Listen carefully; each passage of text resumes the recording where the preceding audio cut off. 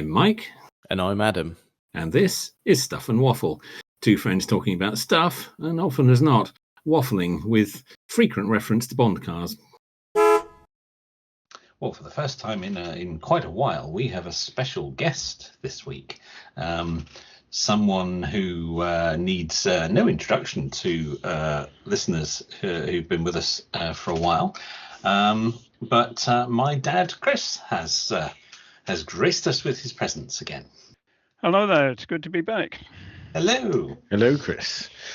Yes, this one's a bit of a long-awaited return, isn't it? Because we've been threatening to get you back to do the obligatory guest topic, and run through your car history. Well, I might be here under false pretenses, really, because I've been driving for 56 years now, and you'd expect I had a fairly long and varied list of cars, but I'm afraid not. Okay. In all those years, I've only ever owned 8 cars, and I had my first one for less than a year, so that averages 8 years per car. So, okay, that's I didn't know what to expect actually, but yeah, if I was expecting more of a Phil volume of cars, because I think, what did he get into? He must have been in the 40s. Oh, Phil's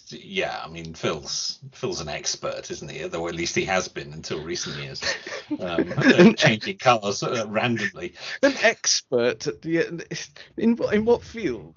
An expert at choosing awful cars. No, I won't have awful. No. Some of them have been. I approve of a lot of his cars, but yes, no. Yeah, so true. We digress. I'm sorry, Phil. They're not all awful, although some of them are. Anyway, yes, we're not here to talk about Phil. Well, I have 8 years per car. I think Phil has 8 cars per year, doesn't he? Yeah.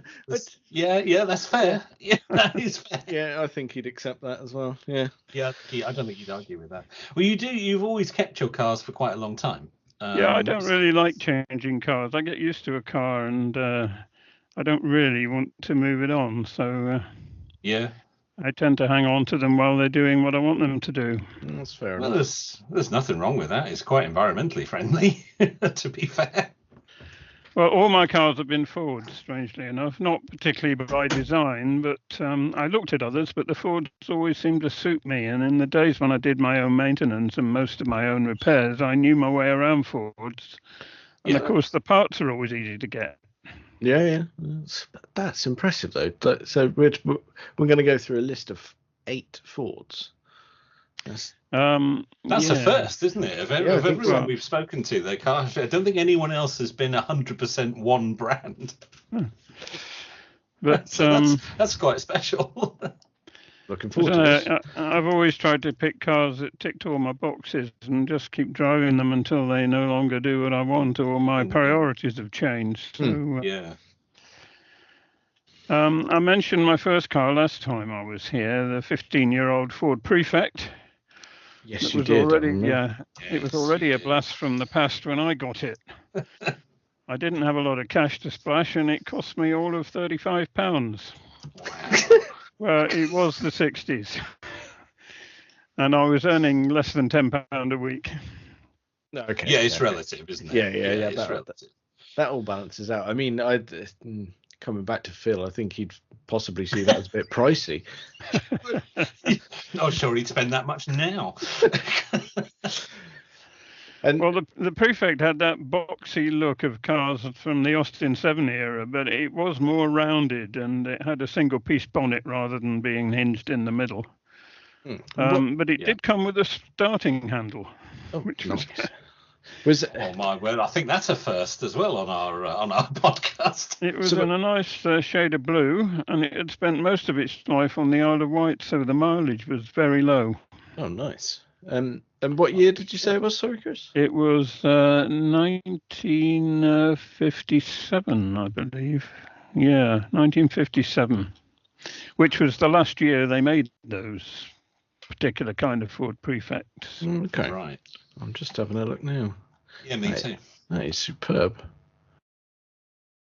There we go. Yeah. Okay. Not a word yeah. I would have used at the time, but Not superb. No.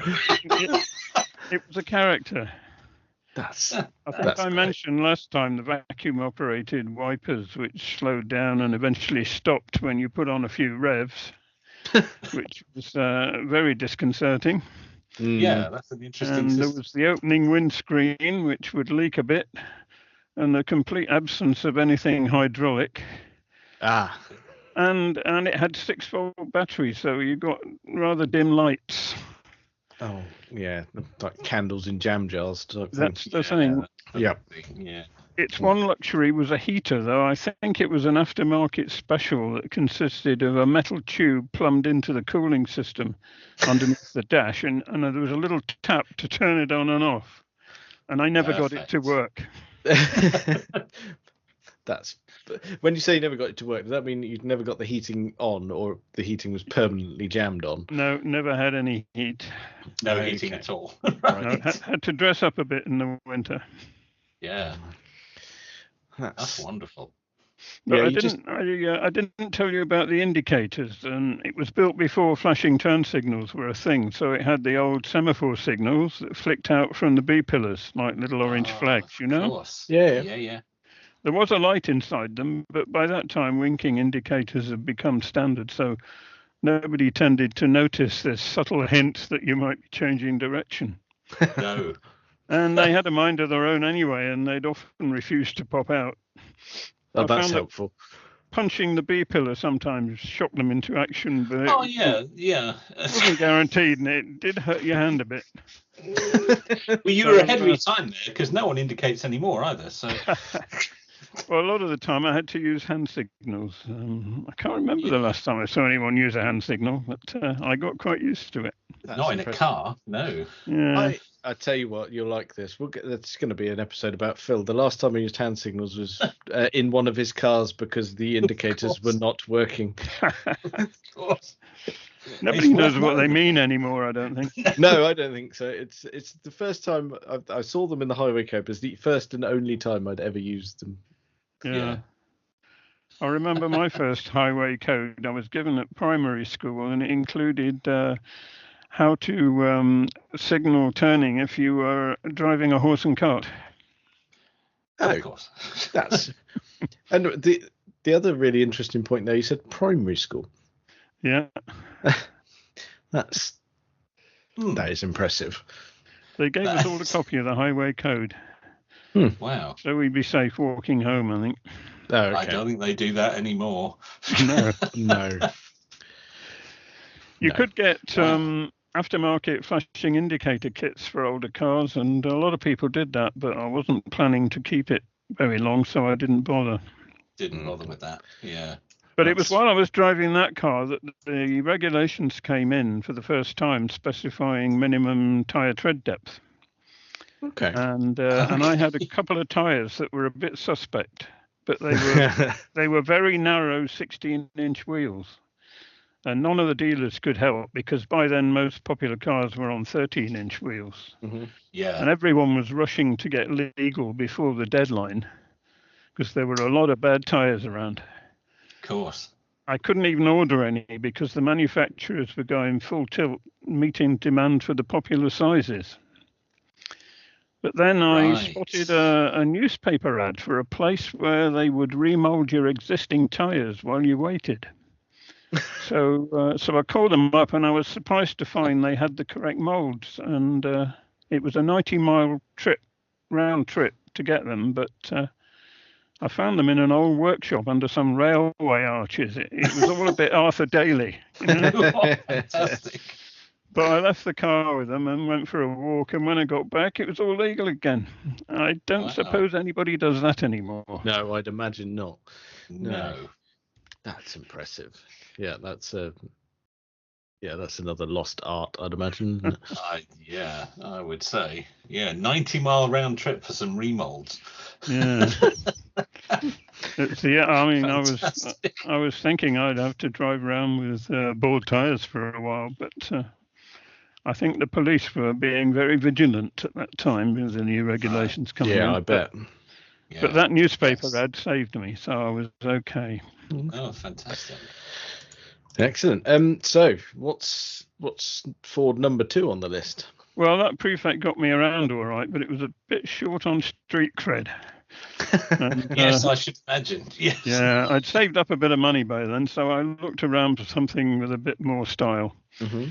And Ford had long ago transformed the Prefect into the 100E, which was a more modern 3-box saloon with an integrated chassis. Mm-hmm. So it still had those infuriating wipers. But the 100E was looking its age, and it didn't do much for me. So in 1959, Ford had one of their breakout moments when they come up with something surprisingly different. And in this case, it was the Ford Anglia, the 105E, Mm-hmm. which had a hint of American styling, toned down a bit for us Brits. And that eye-catching rear window that sloped inwards and did away with the rear parcel shelf.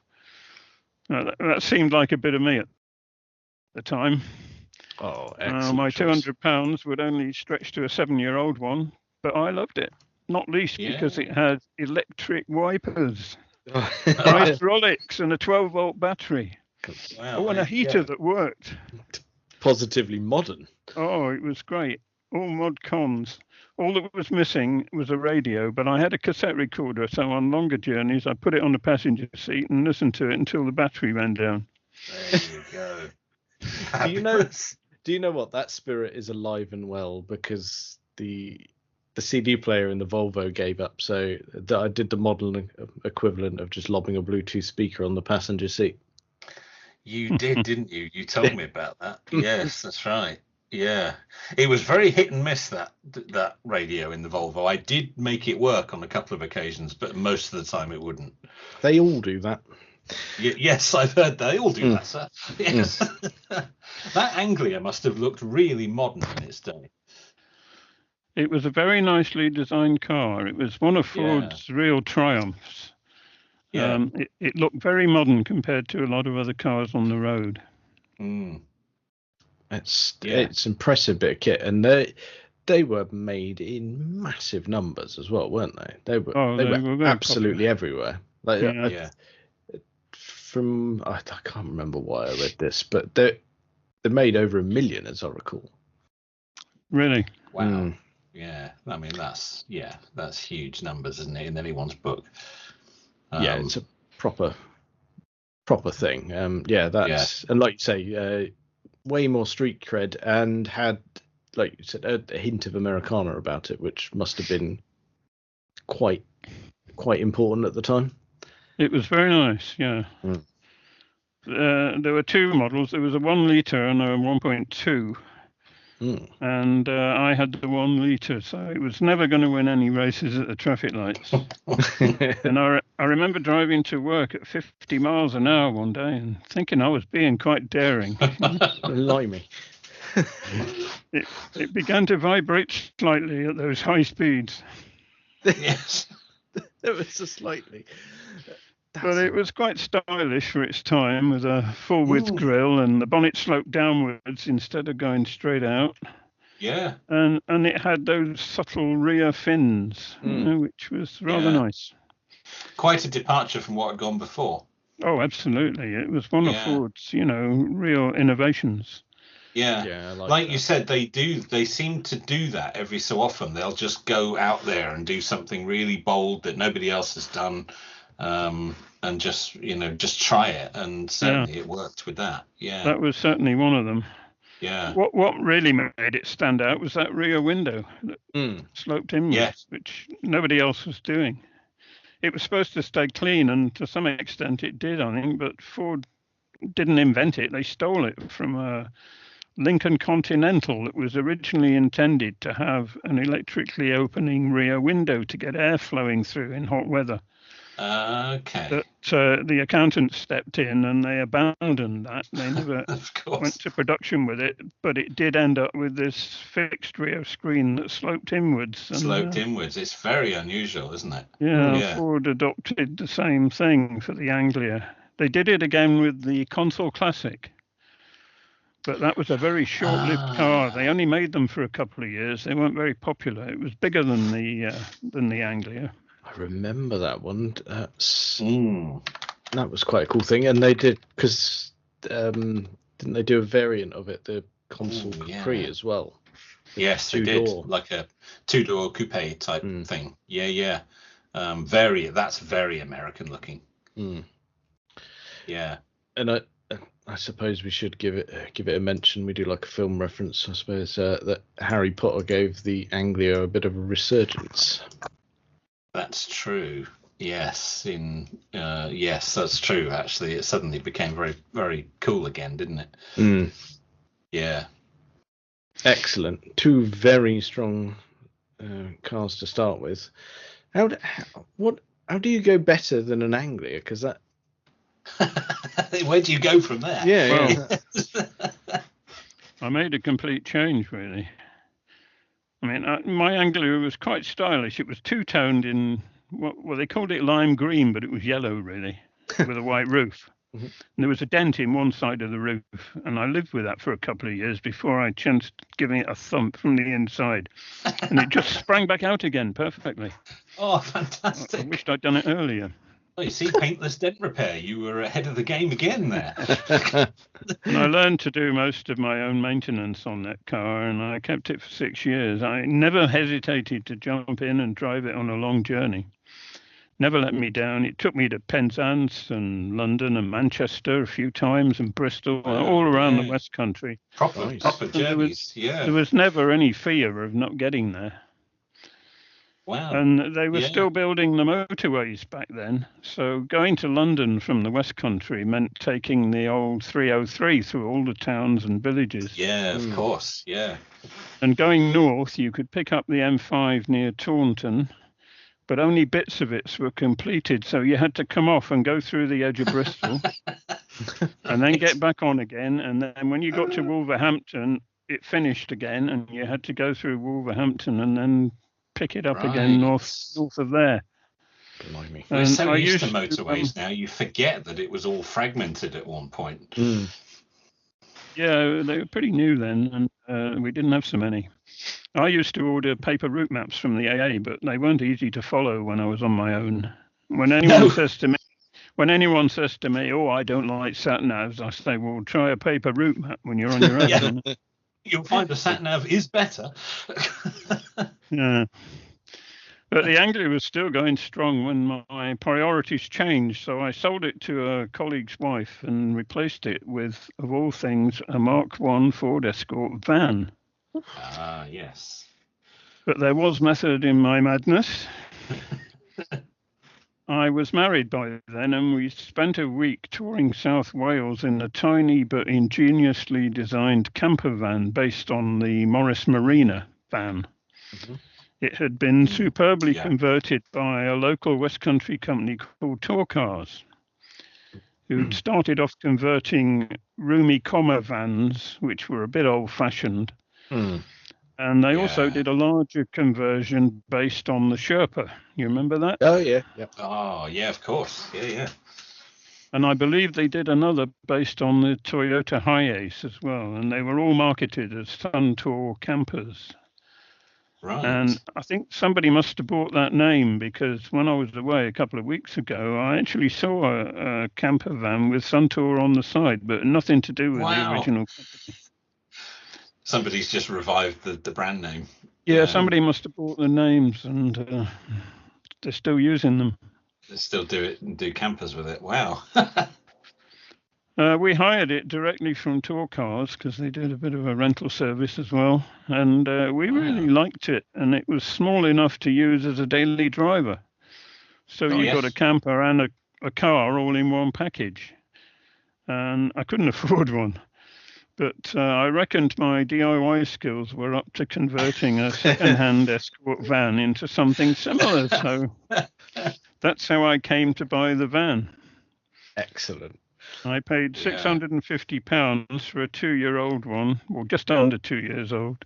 Oh, low mileage. Quite new, yeah. Yeah, and low mileage, belonged to a TV repair company who just used it locally. Okay. And I had a fiberglass rising roof fitted on the top by another local company called C&W Conversions. I believe that had been started by a couple of lads who used to work for Tour Cars before they'd set up on their own, producing an escort van-based camper they called the Nimbus. And they did one based on the early Transits that they called the Nimrod. There was another escort van camper conversion on the market, but that had a roof that rose only at one end, and the Nimbus roof pushed up at both ends. So you could stand up anywhere in the back. And that was nice. much better. Yeah. And I got some side windows and fitted those at home and built the interior myself, and ended up with quite a nice little camper. Very good. We did some touring in it with a freestanding canvas tent that was designed to fit onto the back of a van or a state car for extra space. And you could drive away for days out, leaving the tent in situ on the campsite. That was really useful. And it was great for a young couple, but once we had a child, it was a bit small and we couldn't get the miniature Mike to settle down to sleep. Every time we checked on him, he was playing with the steering wheel. I guess he was a car guy right from the start. Yes, nothing's changed. Leave him unattended, and that's it. Away he goes. So that didn't work anymore. So we bought a very basic lightweight caravan and used the van to tow it. Mm-hmm. It only had a 1.1 litre engine, but it did the job. That was the little cadets, wasn't it? The caravan, the CI cadet. CI cadet. Yeah, there was not much in it. There was no toilet or shower. It was quite basic. I mean, I remember that. It was just a place to come back and sleep and eat, and that was about it, really. Yeah. But it was a lot more room than the van. Yes. So we had that van for about 7 years, and we fancied something with a bit more oomph, and Ford did it again. This time they caught everyone's attention by revealing the game-changing new Mark III Escort. And that was a bit of a shock to the motoring world because it was a front-wheel drive hatchback. Front-wheel drive, yeah. With new engines, eye-catching looks, big square headlights, and lots of glass, which gave it the best visibility of any car I've ever driven. It was great. Yeah, you really liked that one, didn't you? Yeah. So we ordered one. Ordered the estate version because there was more room in it. Nice. My first brand new car. It was such an advance that lots of other people wanted it too, and delivery kept slipping back. But eventually it arrived. A 3-door estate in silver with a 1.6 litre fuel-injected petrol engine at a time when 1.3 was the popular choice. Yeah, it was a big engine in those days, yeah. Yeah, no, that did give me a bit of street cred. It was the GL as well, I remember. You went slightly up the range. I did, yeah. I had pretensions even in those days. Yes, it wasn't a gear, but it wasn't the popular either. It was GL. It was 1981, and the law required seatbelts. Mm-hmm.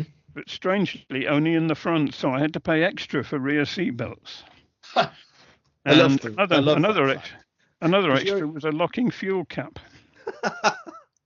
It's wonderful the things that they make you pay extra for. Yeah, and you won't believe this, but the passenger door mirror was an extra too. Oh, of course, I forgot. Yes, those. Yeah. I remember you only got one on the driver's side as standard. Yeah, it's so mean. It seemed ridiculous to me, so I ordered the extra one. It's so mean, isn't it? I drew the line at tinted windows or a sunroof. I couldn't afford that. Oh, I didn't know tinted windows were even an option back then. Oh yeah. It was, as you say, it was the GL trim, which was one step down from the gear. Yes. But it had a lot of the features of the gear, but for less money. Yeah. And what I really liked about it was all the soft feel surfaces inside, and the lower range had hard plastic.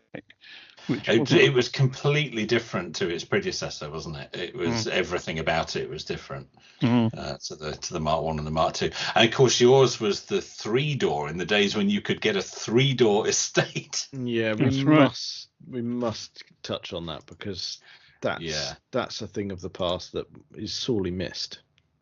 It really, with a huge rear window. Yeah, quite rather long. Yes. Yeah, massive rear window. But the visibility was just fantastic. I've never driven a car since with such good visibility. Yeah, and I don't know why. I think partially the reason these days, like having driven some new cars recently, it's that the pillars are enormous. Packed full of safety features and curtain airbags and crumple protection, all that sort of stuff. But yeah, it does somewhat hamper the amount of glass. I seem to recall on that Mark III Escort as well, the rear window on the estate went quite low, so when you were looking backwards, you got a really good visibility of the road behind you. That's right. Yeah. And of course, reversing was a piece of cake because you could see everything. Yeah. Yep. Well, especially with those huge rear windows. Yeah. I do like that. It had huge door mirrors as well, which was good.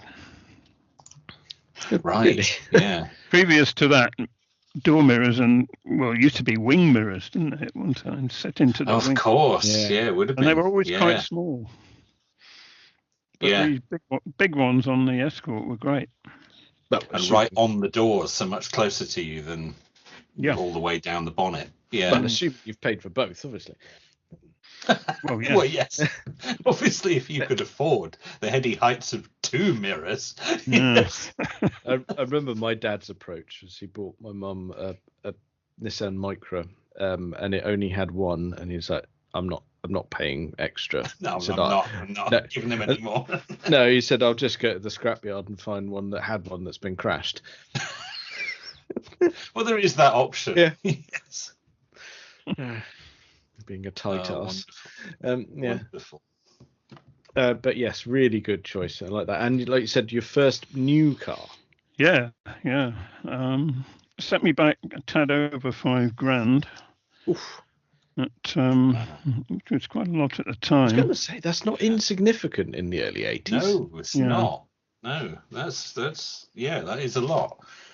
It was a fairly firm ride, but it handled well, and it towed the caravan quite easily, even when we upgraded to a slightly heavier caravan with more mod cons and a toilet and a shower and everything.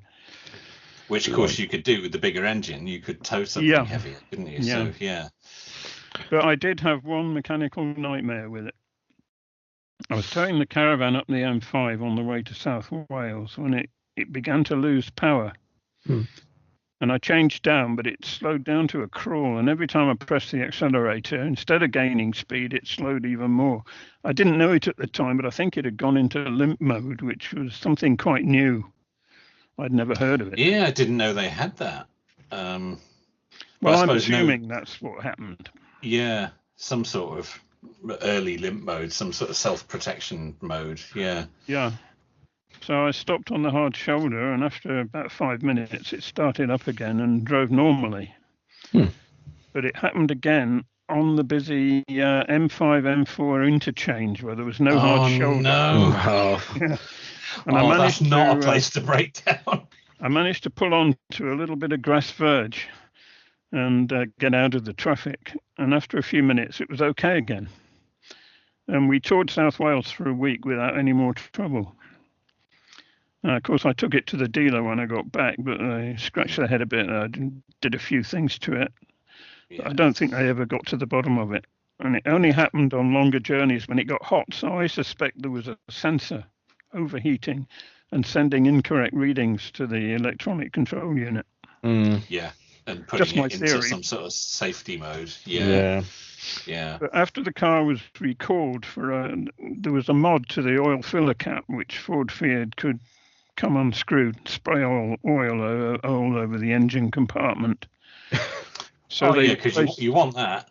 Yeah, I don't think it ever happened, but they were afraid it would. But they replaced them free. And when I got it back, there was an extra heat sensor under the bonnet, which wasn't on the recall notice and had never been mentioned by the garage, but it was there. So I think that was a bit of surreptitious modding to try and... I think they might have snuck that in without admitting to it. Yeah, so I think that's probably a bit of a problem. Yeah. But despite that, I love that car, not least for its great visibility. Yeah. And you did quite a lot of mileage in that car, didn't you? I seem to remember it was quite high mileage by the end. Yeah. Yeah. The Mark III Escort was European Car of the Year in 1981, and it was the Britain's best-selling car for 8 years in a row. Yeah, I mean, that doesn't happen by accident, does it? I mean, that's quite a testament. Yeah. Well, it was a nice car, and it looked the part too. You know, it was nice and modern looking at the time. It was very 80s, wasn't it? With the big square headlights and the big grille. Yeah. And, very 80s. But it was different, you know. It was different again, so people liked it. Yeah. And I kept it for a decade before I changed it in the early 90s for a Mark V Escort Estate. Still in silver with a 1.6 engine, and this time I got a 5-speed box. They didn't do the GL anymore, but there was an XL version which was similar spec. And I got some nice features with that, like electric windows, central locking, power steering, anti-lock brakes, indeed, which was a bit upmarket at the time. And it had a manual sunroof. But the Mark V got a rough ride from the critics who didn't like it. Yes, it's not the most sought after model, shall we say. The Mark V is not held in high regard today. No. But I liked it well enough, and it did what I wanted it to do, and I kept it for 7 years. The only issue I had was that the alarm would occasionally go off for no reason. I remember that. Yeah, I remember that. Didn't you disconnected it in the end, didn't you? Yeah, it had a separate horn, so I just disconnected the horn, and you could still hear it clicking away, usually in the hot weather. But yeah, I remember that. Yes, I remember you said, the alarm's going off again, and you could just hear this little clicking under the bonnet. That's it. But it wasn't an embarrassment anymore. No, you don't want the alarm keep going off, do you? No, that's we right. had the same issue with the Volvo, didn't you, Adam? The alarm kept going. Yeah, there's something in the siren unit that corrodes, and yes, and it never did it at a convenient hour of the day. No. It was always in. It never goes off at 11 o'clock in the morning. It's always 11 o'clock at night. Yeah. There was an unfortunate incident involving the early hours and me trying to remove a fuse, not wearing much. Not good at all. It's interesting. My dad had a Mark V Escort as well. He was rather fond of that as well. I think the only thing I remember being awkward on that was the central locking in cold weather. It did not like it. Right. I remember one school run where I had to get into and out of the car via the boot. That's a good look. Do you know what? And as well, in recent times, that came back to haunt me when with the Mini at work, didn't it? You remember that? Oh, it did. You've done that recently. Yes. Yeah. Yeah, only a couple of Christmases ago. Yeah. Yes. Yeah, climbing out the boot of your own car in the work car park. It's a solid look. It's a solid look, yes, with the CEO looking on and going, "What have we employed there? What is this happening over here?" Not a good look. I only had to do that once when all the locks froze up one day and I couldn't get into the car and I couldn't unfreeze them for some reason, so I had to climb in through the boot. And it's not easy, is it? No, it's not easy. It's not elegant. It's it's not what you want to be doing at 8 o'clock in the morning. Yeah. You feel so stupid. Oh dear, I seem to recall that was quite an unlucky car, that Mark V Escort. Yeah, it had all sorts of bodywork repaired on it because people kept running into it. And I think you mentioned once when I sold it. Yeah. the guy came to look at it and he said, "Oh, that wing's been resprayed, hasn't it? It's a different colour." And I said, "Oh yeah, it's just a bit of a parking ding, you know." And in fact, that was the only original bit of paint on it, and the rest of it got In fact, that was the only wing that hadn't been painted. Yeah. Oh dear. And I think it was that car that started creaking. I hadn't had it that long. It did. Now you mention that, yeah, at the back. Yeah. Yeah. And it turned out to be one of the welds in the B pillar had come unwelded. And the metal was moving slightly.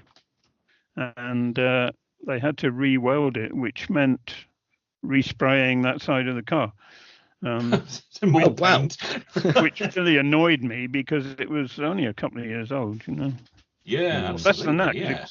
It was still in warranty, so they did it for nothing. But I had to put with the car that had been resprayed that was almost new. Almost new, yeah. It's not great, is it? Maybe the reputation of the Mark V is slightly justified. Yeah. I think it was Quentin Wilson who's actually went as far as to say it was one of the worst cars Ford ever made, was the Mark V Escort. Well, I didn't dislike it that much, and what happened to it was unfortunate, but it was jinxed, I think. Yeah, I mean, it wasn't the car's fault, was it? That people kept running into it. It was just bad luck. Didn't have much in the way of mechanical trouble with it, really. Yeah. I kept it for 8 years, and then Ford had another of their moments. And this time it was a doozy, wasn't it? It was they startled the whole motoring world in 1999 with the Mark I Focus. Oh, yeah, I mean, we've discussed so loved by Stuff and Waffle, isn't it?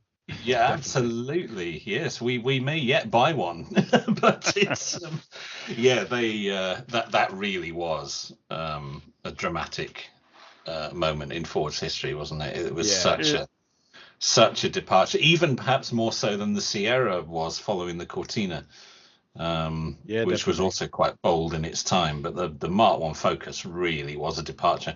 And as you've said before, as we've all said before, everybody copied it.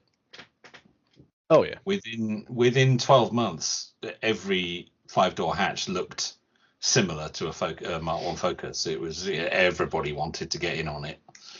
Well, it was so revolutionary, and it changed the face of automotive design, didn't it? It really did. Single-handedly. Yeah, it really did. Ford didn't get enough credit for what they achieved with the Focus. It was incredible. Yeah. It had a combination of sweeping curves and straight edges and big triangular headlights and lots of mechanical goodies like independent rear suspension. And what they called passive rear wheel steering, which meant the rear wheels turned slightly on bends. It wasn't a mechanical nobody thing. Had that then, did they? Yeah, that was that was incredible. Certainly not in a 5-door family hatchback. The tech that was in it was very impressive. And that dash, the sweeping asymmetric dash, was like nothing we'd seen before. It was almost science fiction. Yeah. It was superb. Yeah, it was. I always thought that little grille was a little hark back to the Anglia's. Yeah, similar shape, wasn't it?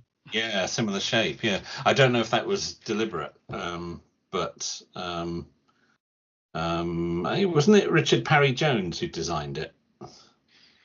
I don't know. He came up with the whole new edge design for Ford, which was the Focus, the Puma, the Cougar. The new Mondeo at the time, they all followed that. The car all followed that same design language, and the Focus was the first of those. Yeah, I believe you're right, or certainly under his guidance anyway. Yes. But yeah, it was such a strong time for. But that I remember when it came out, no one was ready for it, but we all loved it. Yeah. It was universally loved, wasn't it? The press coverage of it was incredible. I remember there's that famous bit of film of Tiffany Dell taking a Mark I Focus around the track and spinning it around and power sliding it and doing all the things that Tiff does and just making it dance on the track. Well, I was a local journalist, and I was doing a bit of motoring writing at the time. But I was no Tiff Needell. But the dealer let to a racetrack either. The Ford dealer let me have a demonstrator for a weekend road test, and we took it on a 100-mile round trip along the motorway and back on country roads. And it was so new and distinctive that when we drove through towns, I could see people stopping and turning around to stare at it. Nobody had seen them by that point, had No, they? It was literally brand new. A head turner, yeah. Yeah. And I've never experienced that with any other car, even when I test drove a couple of Porsches, which weren't as common then as they are now. But indeed, yeah, yes, the 911 got some curtains twitching, but yes. Yeah, but that Focus really caught people's imagination. Yeah. And on the way back, we had to go around a right-angle bend, and the Focus took it in a higher gear than I'd ever been able to use previously. And I said in my subsequent report in the paper, you could almost hear it saying "yeehaw," you know. It was great. Yeah. So of course I wanted one, and after a few weeks of wrestling with my mean streak, I ordered the estate version, this time with a 1.8 litre petrol engine. Nice. In my favourite silver again, with a few extras, including aircon, which meant it had to be built to order. And once again, demand meant it took a while to arrive from Germany. So I had to wait for it. But I loved it, and I drove it for 8 years. By comparison, the next generation Focus, the Mark II, which arrived in 2004, was bland and bigger and heavier, and critics complained it didn't handle as well. Yeah. So I stuck with the Mark I. I didn't want one of the Mark IIs. Yeah, that's a good shout, because it just missed, didn't it? No one cared. Well, all the things that made the Mark I special, they removed from the Mark II. Yeah. I don't understand that. It was still quite a well-built car, I think, but it just didn't have any of the wow factor that the Mark I had. I mean, it's like they didn't even try. I remember Top Gear had it. Yes. And Richard Hammond parked it on the street months before it's gone on general sale. Before it went on sale. And no one cared. No, nobody looked at it. Yeah. No. It's just another bland box. I know everything they got right with the Mark I, they got wrong with the Mark II. It was such a shame. You can't understand how that happened, can you? How Ford it's allowed almost like to happen. Completely different company had brought the car out. It was very strange. It was like the accountants were in charge, wasn't it? And, well, that's never a good thing, is it? Yeah, that is a problem, but yeah, not good. Yeah, I mean, by that point, like the Ford design language had changed, the design of the car had changed. It was just a poor homage, really, wasn't it? Yeah, and again, the whole range sort of went a bit that way, didn't it? The later Mondeo and the Focus, the Puma had gone, the Cougar had gone. The Fiesta had gone a bit boxy, and it all took a bit of a downturn in the mid-noughties. But the Mark I Focus now is, as we've talked about, is revered as a design classic. Yeah, definitely. Yeah. Not reflected in the values yet. No. I think it will be. No, I assume that's because of the quantity. Yeah, indeed. But that will be a future classic. Any Mark I Focus, I think, will be a future classic. Really special. Well, I did see one, didn't I? I sent you a picture of it. Oh, you did, yeah. When I was on a caravan site near Birmingham earlier this year, and there was one towing a caravan. Yeah. And it was a very early one. Yeah. And I was very surprised to see it, because you don't see many on the road anyway. And to see one still pulling a caravan was quite amazing. Well, that's an incredible. It's a very early indicators in the bumper one, wasn't it? It was one from the first couple of years before they slightly facelifted it. and moved the indicators up and into the headlight units, and they tweaked it a little bit. But that, as you say, that was a really early one, and still going strong, which is fantastic. Well, I changed again in 2008, and I bought a facelifted version of the Mark II, which was a lot better. It came with that what became Ford's trademark large front air intake, which Clarkson christened the nostril. Oh, the corporate nostril. Yeah. Yes, and this time I went up market a bit, and I opted for a 2-litre diesel, mainly because diesel engines develop their power at lower revs, making them better tow cars. Mm-hmm. Was that your first diesel, I think? Yeah, and I was upgrading the Caravan to a slightly heavier one. And the government told us that we should all be buying diesels. That was the green option. Yeah, it was all very environmentally friendly, Yeah. But the diesel worked well for me, and it towed my Caravan like a dream. I'd looked it up on a Caravan matching website, and it said, not only will it tow your van, you will be the first at the top of the hill. Well, I don't know about that, but I kept it for 9 years, and it performed perfectly. And in all that time, nothing ever went wrong with it. No, fair play. Fair play, yeah. But there was, again, the incident with the alarm. I was on a Caravan site, and I heard this racket at about 11 o'clock while I was getting ready for bed.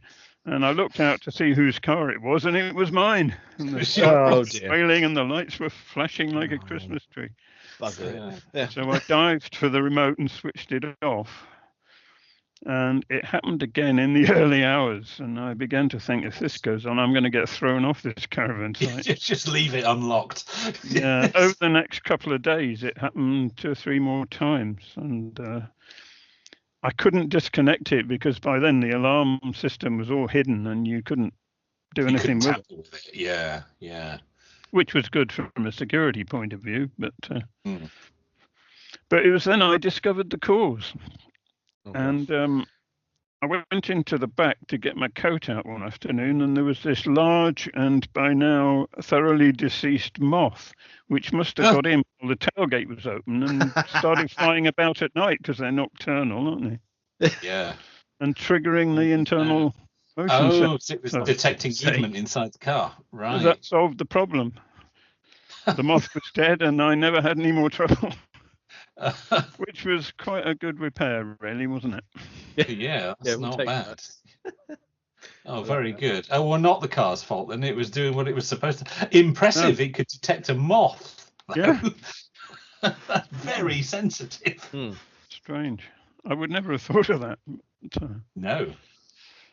Oh, fantastic.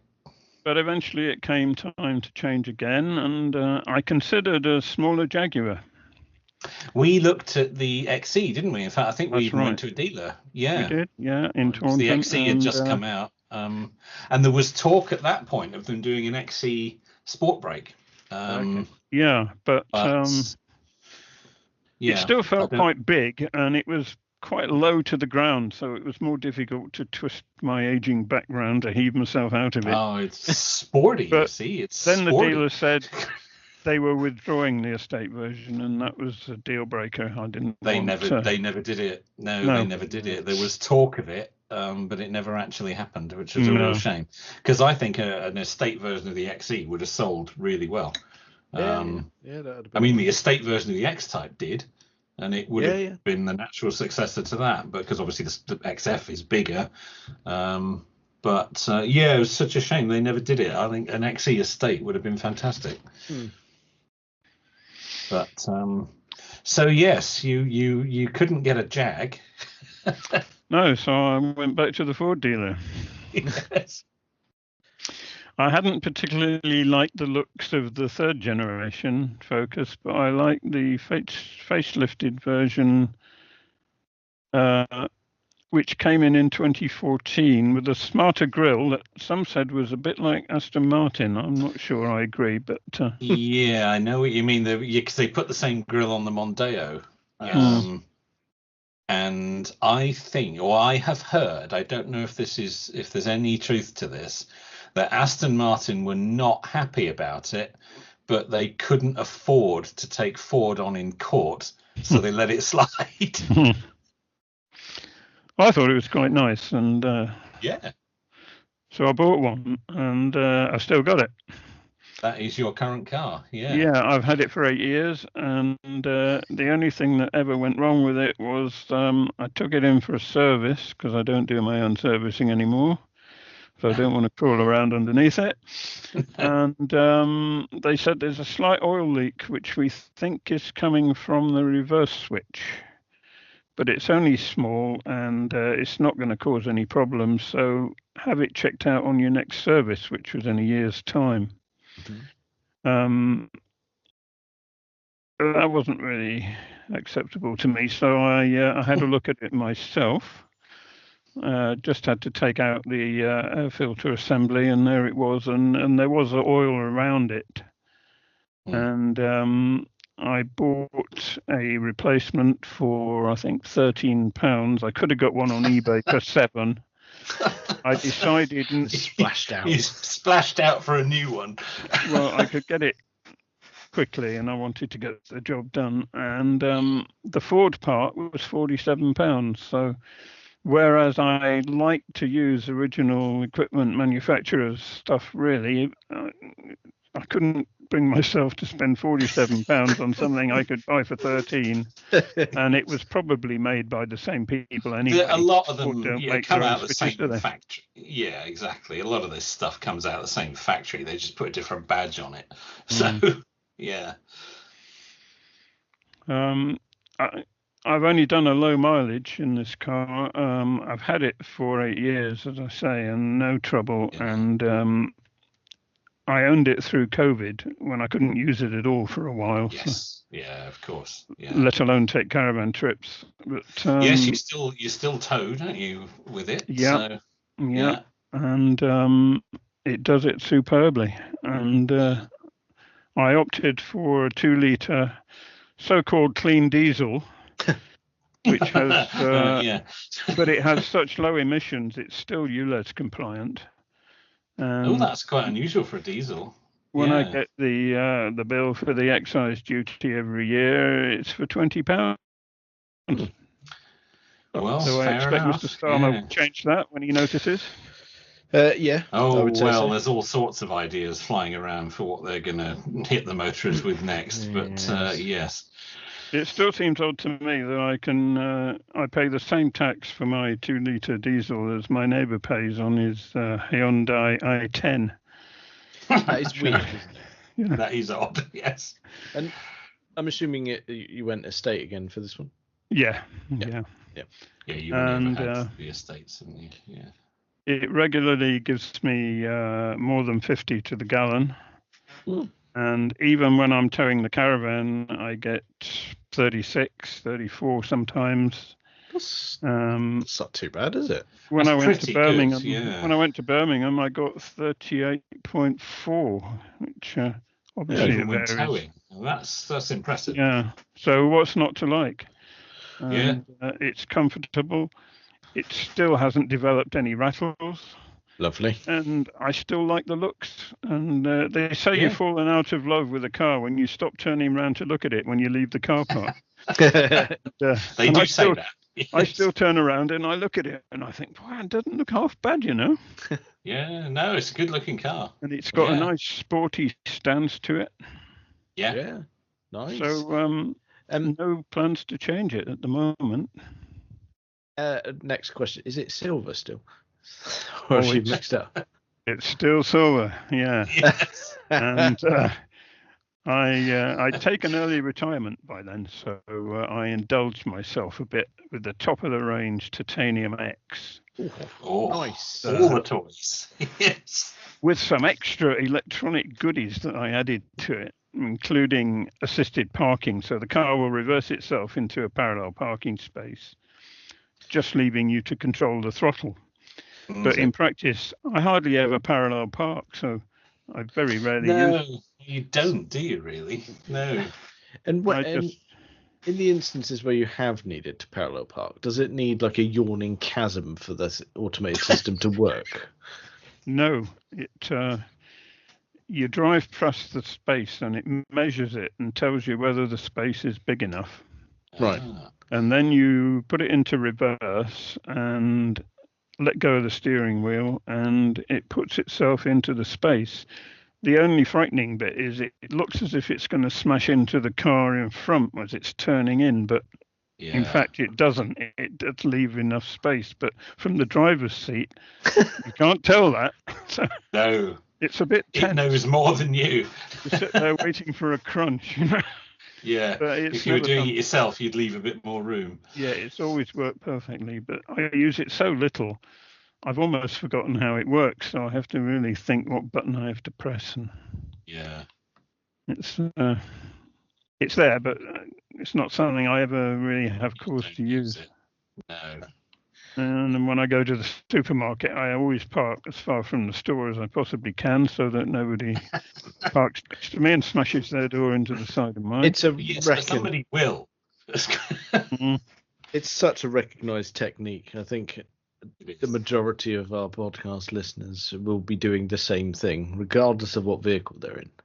Oh yes, as you say, standard procedure. Yes. It is. It infuriates Kaylee no end. Oh yeah, I have the same issue. Yeah, that we go and park in the back corner. Why are we so far away? Because there's no one else here. Yeah. But I often drive into a supermarket behind somebody, and I park in the little used corner, and they go close to the store as they can get. And by the time I've parked my car, got my bag out, and walked to the store, they're still trying to fit it into the narrowest space in the car park. Just so they're nearer the store. Yeah. I don't see the logic in that. No.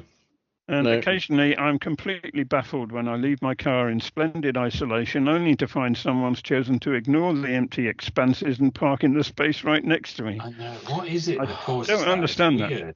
It's weird, the isn't wall. it? Yeah. Yeah, it does, but that is recognised as well. It happens everywhere. So I don't know what that is. Safety in numbers, maybe. I don't know. People don't want to be on their own. I don't know what it is. The worrying thing is they're probably using the side of your car to line themselves up. Yes, that's entirely possible. Yes, yes. Not but so good. What really infuriates me is people who drive away leaving their supermarket trolleys in the middle of the car park. And I once saw one caught by the wind and crash into the side of someone's nice new car. And I would cheerfully bring back hanging for that offence. Oh, absolutely. There's no need for it, is there? No, there isn't. It's not good. No, it's just you do see it. Well, I've got no plans to move the Focus on at this stage. I'd quite like to go electric, but I'm still... Yeah, that's something we've discussed, isn't it? But I'm still caravanning, and although electric cars make super tow cars, the charging infrastructure isn't there. I often drive 250 miles to a campsite, and I'd have to recharge at least once and possibly twice on that journey. Yeah, that's not ideal. Surely, as well, if you're towing caravan, that makes the logistics of plugging in a bit more awkward. Well, what you need is parallel chargers, and they're pretty well non-existent in this country. And it would mean detaching the van, hoping there was somewhere to leave it where you can keep an eye on it while you're recharging, and then reattaching it afterwards. It's too much faff. Some of the very latest V4 Tesla superchargers, the latest installations, they are putting in drive-through chargers. But there's only 2 or 3 in the country. I think, ironically, the one down in Exeter has drive-through chargers, or if not drive-through, there's one on the end which you can drive through, if not all of them. So it's starting to be looked at least by Tesla, but it's very uncommon. It's far more common in Europe. Towing with an EV in Europe, particularly Norway, obviously they've now passed the 50% mark of, more than 50% of the cars on Norwegian roads are now pure electric. There's a lot of drive-through chargers there, but here, as you say, it's not really a thing. There's which no is a shame. reason. There's no reason why they can't do it. I was in the Taunton services a couple of weeks ago with my caravan, and I was looking at the filling station there, which has got 2 rows of pumps, I think. Yeah. If you turned that around and put the pumps or chargers in a row, you could drive in, charge up, drive out again. It would be no problem. There is plenty of space to do it. Yet nobody does. When they Nobody design seems to be thinking about it, do they? No. Design these charging stations, you've got to reverse onto the charger, and with the caravan, that's just not possible. Yeah. So I know you've, well, considered is probably too strong a word. You've thought about a Model Y because that has the range and it has the best charging network and all that kind of stuff, and it has the towing capacity you need, which the Model 3 doesn't. But again, it's the logistics of charging that puts you off, isn't it? Because of all the fuss when you did need to charge. Yeah. It's a shame nobody's thought about that a bit more proactively and put in more drive-through chargers, because more and more people are going to want to tow with an EV, because as you say, they make really good tow cars. And it's not just caravans, it's trade people who tow trailers who refuel, and they can't do it either. So that needs thinking about, doesn't it? Because there's a lot of people towing stuff, and if we're to go all electric, then people are still going to need to tow stuff. So yes, that needs thinking about. Because I think you are certainly in the long-range Model Y, you about half your range when you're towing. Well, that's the rule of thumb, but with my lightweight caravan, I don't think I would be half. Okay. But even so, I would still have to recharge on a 250-mile journey. Yeah. Probably not twice, but if conditions were bad, maybe I would. But I'm not prepared to do that with if I've got to take the caravan off. No, people do. People do. There are lots of people towing with Model X's and Model Ys, but and they're loving it. But I guess they either don't care or are only doing short journeys. I don't know. Well, somebody suggested that caravanning will have to change, and you just do like a 100-mile journey and break your journey overnight. But I can't see people going for that. That turns a 1-day journey into a 2-day journey, and you've lost half your holiday by the time you've lost finish. a day of your holiday, then, haven't you? And a day on the way back as well. Yeah. You've lost 2 days on your holiday just because you can't stop to fuel your vehicle. I can't see people accepting that. That's not going to catch on, that. No. EVs are only going to work if they can function as well as petrol and diesel cars do, and because of that, because of the charging, they don't at the moment for some people. The other problem I have with EVs is, of course, it's the size of them, and I like to garage my car overnight, and quite often I don't use it for a few days because I'm retired and I don't go out in it every day. Yeah. And it keeps the car better because quite often it rains and there's storms and my car's just stuck in the garage nice and dry all the time. So I don't want to keep it outside. And I don't know if it would go in my garage or not. It may just I'm not convinced the Model Y would, although of course you can with the Tesla roll them back and forwards from the app on your phone. You don't have to be in it. So you could put it in the garage without being in the car. So it wouldn't matter if you couldn't open the doors. But I agree. I think a Model Y in your garage would be a tad snug. Every car I've had has been wider than the car before. And, I think now I've got about 4 inches clearance and I go into the garage. So it's pretty tight. Tight already. Yeah, I get that. Yeah, Model Y, probably not by the sound of it. Probably not, or if it did, you'd have to do it from the phone, and there'd be no chance of getting in the car, or indeed getting in the garage once the car was in. So yeah, I did check the measurements once, and in theory, it would go in, but I'm not sure I'd be able to get out of it. No, that's what I say. You'd have to do it from the phone. To live in it. You'd have to do it from the app. and roll it in forwards from the phone. But yeah, that's a shame. So that's what puts me off EVs at the moment. But At the moment, it's the towing. Yeah, if you weren't towing, that problem would go away, of course. Yeah. But you are towing. Well, if I wasn't towing, I'd have a smaller car anyway, probably. Well, of course. Yeah. So that's my car history. Very good. I don't know how we're doing for time. I'd say you're could tell bang you on target for episode length. Yeah. Right. Well, I could tell you some other car-related experiences, but maybe that could wait for another time. I think that's probably a good shout, because I feel like we've probably got another episode from your sort of car journalist days, from what Mike has told me. I think so. Yeah. I think we should tease the listeners with that. Yes. But yeah, that's. I wasn't expecting to go through a car history from one brand, but I really like that. That was That's really good, isn't it? Yes.